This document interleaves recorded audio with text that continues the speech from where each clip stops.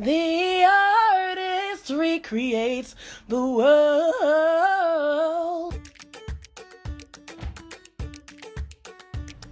Welcome to The Artist Recreates the World. I am with YRMO, photographic or photography studio. Yes. Ryan. Yes. Ryan, Pleasure. thanks for coming by. My pleasure. Thank you for having me. Ryan is on the cutting edge, y'all. The cutting edge, however you want, wherever that edge is. He's on the cutting edge down here in North Newark for bringing his photography studio here. Talk about that move, man. Yeah. Came from Brooklyn and Okay. Yeah, man. It's actually very humbling being here right now because it's truly been a journey, to say the least. I won't give all the long-winded story, but I'll say it started probably in earnest about 2 years ago. I was living in Brooklyn, had my own studio in my one-bedroom apartment, like 500 square foot apartment, and knew I wanted bigger and more, but couldn't have any of it in Brooklyn. Price-wise, it wasn't possible. Space-wise, it wasn't possible. And I have friends here in Newark, connected friends who are like, you should really think about Newark. It's still predominantly black and brown city. It's very arts supported, very arts created. It's interconnected to anywhere along the East Coast. And it might be advantageous for you to think about setting up shop here. And I started that conversation about 2 years ago, and I was like, okay, sure, maybe not. The first two people I really had that conversation with was Cabral Miller, owner of Elegant Eyes, and Melvin Sykes. And the conversation didn't go anywhere at that time. And fast forward to about 2017, December, I had said to myself, okay, look, the time has come. I'm ready to do this. I'm ready to move to Newark. And I said that the first step would be putting my current place on the market in Brooklyn and going from there and see what happens. And put my place on the market in January and met a friend of Melvin's here. February, saw one place, didn't really care for it, saw this studio. Actually, it wasn't a studio, it was a building at the time. It's like, this is it. To give you some perspective, this was a former boiler maintenance factory at one point in time. I think it was an auto detailing place. And I just really like this idea of adaptive reuse and trying to bring life back into a building, and bringing life back into a building that helps to bring life or new life into a neighborhood, because there's already life here. So we started this back in February. April's when I went into contract, and finally now have crossed that threshold. And it's been the most work I've ever done in my entire life, but worthwhile. And I feel a sense of joy of being here. I mean, it's one thing to have a physical presence, but now my spiritual presence is catching up. Beautiful. And you had a press conference here? Yes. Was it it was a grand opening? Yeah. So almost 4 weeks ago now. Wow, yes, almost 4 weeks. I had a grand opening weekend. And so the Friday was the ribbon cutting with Mayor Baraka, Councilwoman McIver. She wasn't able to make it, unfortunately. And Aisha Glover from the NCDC, which is the Newark Community Economic Development Corporation, all came and blessed my space. And it was really awesome. It was really empowering. And for me, what was really great about them being here was not that they were in my space, which is wonderful and humbling, but to see the neighborhood's reaction to having, two high-level officials here. Mayor Baraka is very visible. You know who he is. Aisha Glover, you may not know who she is, but you know what she's doing, and you see everything she's doing. Yeah, she's very visible. And so just to see the neighborhood kind of coalesce around and see her and see them and have them here and have my family here witnessing that was really great. And it just, to me, just showed the support that I'm already getting, will continue to receive, and will get long into the future by being here. You will. So Ryan, talk about, because I know you're an artist, not only because you do photography, but the whole idea that you've taken this place and made it into a creative space. Yes. From what it was. Tell me what is art to you? Yeah, so absolutely. So art is a couple things. Art is a means for economic empowerment. Art is a way of expressing yourself in a cruel world. Art is a way of stating your individuality. And I think art is something that can unify multiple people in different ways. And this space for me, so I mean, this is my studio, and it's not going to be an extension of my creativity, but it's also an extension of others' creativity as well. My studio is available for rent and for use from other creatives, other photographers, and I really want to create this space that really brings people together in a very dignified and in a strategic way. I think what happens with a lot of creatives is that we get into our own silos, and it's like, well, this is where I create, I don't want to be bothered. This is where I create, so I don't want to be bothered. My thinking is, let's bring things together. And I feel like, when I look outside, what has been missing from this neighborhood, and even to what people in this neighborhood who've been here longer than me have told me, is a space that exudes positivity. There are not a lot of those, unfortunately, in many predominantly Black or brown neighborhoods. And that's not just with Newark, that's Bed-Stuy, that's Harlem. I agree. That's wherever you go. And visuals matter, right? And so how important is it for a young Black or brown male walking up MLK who's done that path forever? Sorry about the pointing, my apologies. No, talk that talk. No. And so, how important is that they see a space. It's the illustration. That was vacant and that was empty and that was depressed, and now is a space that has life. And it's like, oh, if that guy can do it and he looks like me, then perhaps I can do something similar. And I think those visuals matter because a lot of people have been deprived of that. Yes. Not through choices of their own, just through society and through life. And art matters. Art matters to the impoverished person, the person with lack of opportunities, just as much as it matters to the person with means and with resources. And so I really want this space to be that, but I think I've already gotten validation from just people walking by, and just people interacting, and just young men knocking on the window, young women knocking on the window, by, hey, great to see you're doing here. Oh, you do photography. Can I get pictures for my family? Or hey, are you going to teach classes? And the answer is yes to all those. And so I just think that art, I've always been fortunate to come from a family that is creative and supported arts. And I've always felt that art, to me, it comes from my soul out. And, yes. and I would not be who I am today if it weren't for my creativity, because my creativity drives every other aspect of my life. So, I mean, we can just end the interview. Basically.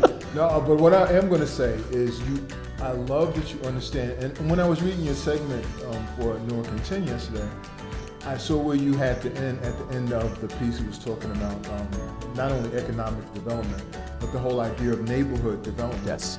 And that, from doing these interviews, that's where we're going. Yes. We can no longer rely on the big institution in the way we have relied on them in the past. Yeah.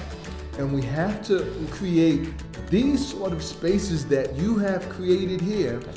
Bring in the artistry, yes, and bring this own, not only a safe space, but a space, and I'm going to go spiritually on you, Please that do. becomes energetic in a way that it goes back to an indigenous community, yes, where that the life force, the true physical and spiritual life force lives here, yes, and you can see it, and it's tangible, absolutely, and people come back in and yes, out. So that's what I hear you saying. Yes, so absolutely. I say bravo to Thank that, you. because Thank that's you. what it's all about. Now, how long that's going to take, that's another story. Right. But we know that the process is in motion. Yeah. So, and this is happening all over Newark, and I think even all over the country. That is that you have these creatives, and they're beginning to understand that, okay, these systems are not systems that really work for us. No, they're not. So we need to create these systems that work for us. Yeah. And at the core of it, which is so sweet, is the artistry. The artistry. Is the art that we build upon. So absolutely.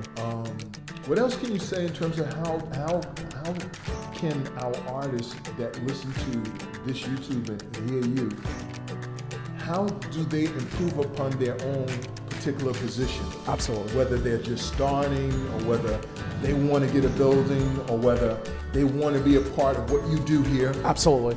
So I would say this. I think that what a lot of creatives have been scared of, or been terrified of, for lack of better terms, is treating their art like a business. And it's actually okay and it's fine to treat your art and your artistry like a business. Because it allows you to monetize your product, which that's capitalism, which is a terribly flawed system. I mean, unfortunately, the reality is that whatever product you have to be able to monetize it and create a captive market in order to make money for yourself. And there are many artists who I've encountered of all stripes and all ranges who, at the end of the day, you want to have your painting or your pictures in a museum, but you also want to be able to create a living for yourself. And I think it's important to treat your business like a business and run your business like a business, but that also takes education.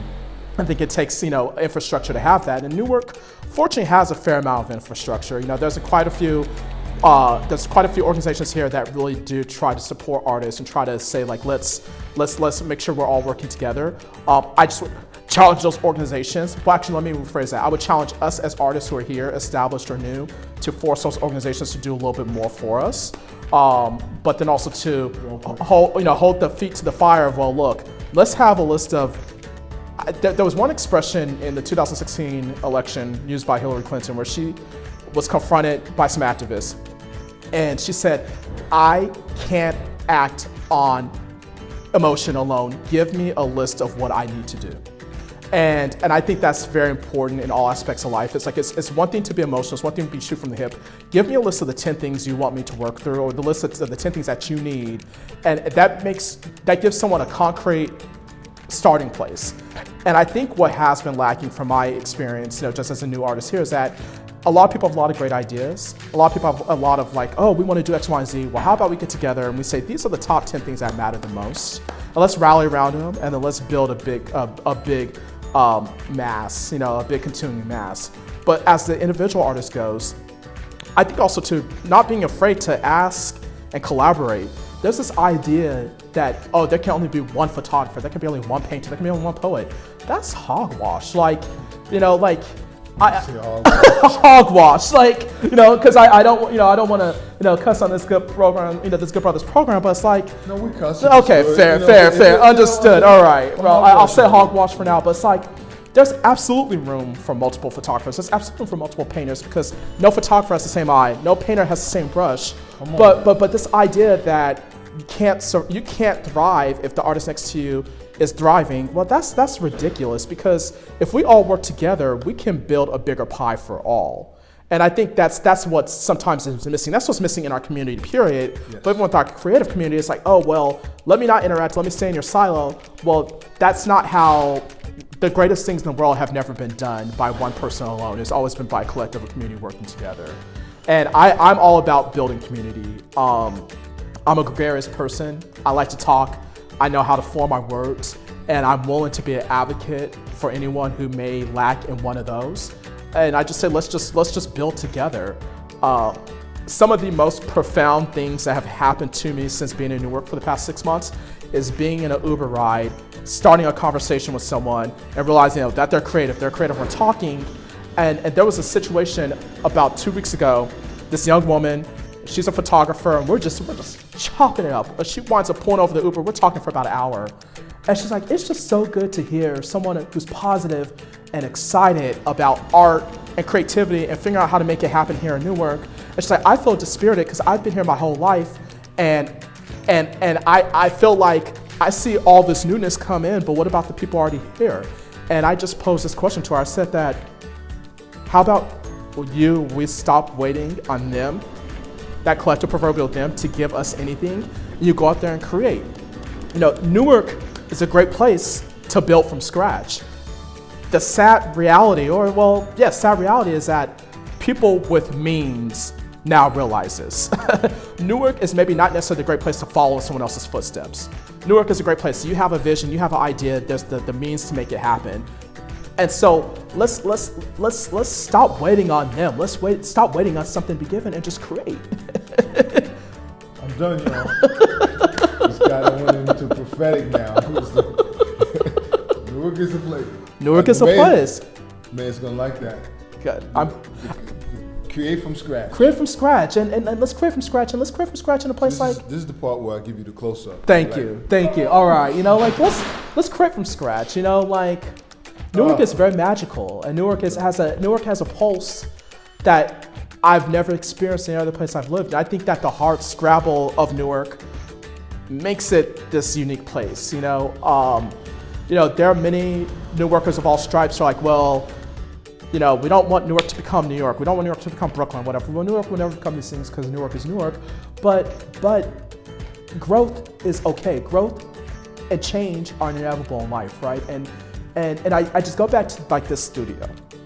So this was a building that was empty, a building that was abandoned. And now it has life, and now it has energy, and that energy is going to emanate and radiate out. And so I want more people to do that in this neighborhood. I want to do it in other neighborhoods. And even the mayor is saying this himself. And so so you have policy and actions. Now we just need the mass of people to come together and be like, let's do this and not wait. Like, cause why wait? You wait, you're gonna look up 5 years from now, neighborhoods are going to be different. You're going to look up the demographics of Newark are going to be different. And these things are happening. This is not, it's a reality. It's a reality. This is not some fantasy. This is not some, oh no, this is happening. And it's happening because, to be very candid, to give another perspective, I come from a finance background in my 9 to 5 and have maybe had a little bit different pulse on the market than many other creators. So I balance that finance savvy with that creativity and allow it to just put me where I am now. But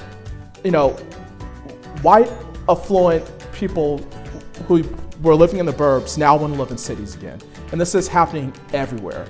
And so the idea before, well, we're safe out in the burbs, it's quiet out here. Well, everyone wants to be connected to the arts, they want to be connected to creativity.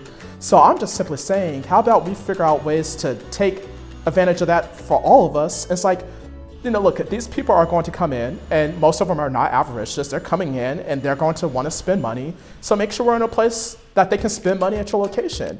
Isn't the best thing to be a black-owned or brown-owned business in Newark where you're capturing every dollar because every dollar is green? And that's my mindset. I make no bones about the fact that I am, yes, very much a community-centric photography studio, but I'm a business first. I have a business model that can serve every type of Newarker, current, here, now, future, but this is a business. And I want to be able to say like, yeah, come on in everyone. We take pictures, white, black, green, yellow, and at the end of the day, we're all going to benefit. And so I live that message for every person that I've encountered. It's like, keep the heart scrabble and fight that red line that kind of unites Newark, because Newark is a scrappy city, but use that scrap to the advantage and be like, look, let's just make things happen. I'm fortunate that I came from Brooklyn to here, and I feel like Newark is very much my new home. And I take some things from Brooklyn in terms of drive, ambition, and I take just this hard scrabble from Newark, and I'm ready to slay, and I'm ready to build and collaborate with everyone else who's ready to do the same, and know that there's many people here who want to do the same, and I've encountered that. And I just say, let's go. Like, there's nothing to wait on. There's nothing but time and opportunity, and let's all look up, 2 years from now, 5 years from now, back, yeah, wow, we did this, and here we still have the city that's predominantly black or brown, with more affluence for all, and more ownership for all, and more institutions that have not been pushed out because they own their building, or they own their apartment, they own whatever, and you're then now benefiting from the revitalization. I won't go on this tangent, but I'll say this, that I'm a big proponent of ownership. It doesn't matter if it's a one-room studio on the South Ward or a whole building, because as the neighborhood changes, you absolutely are going to benefit from the revitalization. You have a place that you've rented forever, and you're hoping the landlord doesn't raise the rent. Well, the rent's going to eventually get raised. Be it, if you're an anchor institution, be it if you're a studio, be it if you own a 4-bedroom apartment. Part of the process. It's part of the process. So you get together with other people who own, and as the neighborhood changes, you're going to benefit. And so you benefit. You own your business. You own your place. You're there forever. And you look out 2 years from now, like, okay, 3 years from now, it's like, okay, great. Or 10 years from now, and it's like, hey, I benefited from having my business. I've turned my art into a business. It's producing its own income. I own the building, and I'm good to go. And I want more of us to do that. And Newark is absolutely the place where it can be done. And I just encourage native Newarkers to get clear on that and own that before everyone else does. I feel like I'm in church. This is my, I evangelize about this because I'm passionate about it, because it's just like, You're on, Doc. thank you. Thank you. We're out. All right. Where can they find you? Where can they reach you? Yes. So my social media, my Instagram is at Rymo, RYMO, the photo guy. So RYMOTHE, photo guy. My website is ryarmophotographystudio.com. So RYARMO photographystudio.com. Or also too, you can call me directly at any time, 347-229-5194. If you're driving by MLK and you see this beautiful building, my phone number is on the door, my address is on the door. Come through. Love the energy, feel the space. Please. I welcome everyone to come in. You know, you don't have to come in to buy something. That's no. If you want to come in and just check out the space and just see the energy, I welcome everyone in, and it's a beauty in here. So, Continued success, man. thank you so much. All right. Appreciate you so much, Gary. Peace. We out, y'all.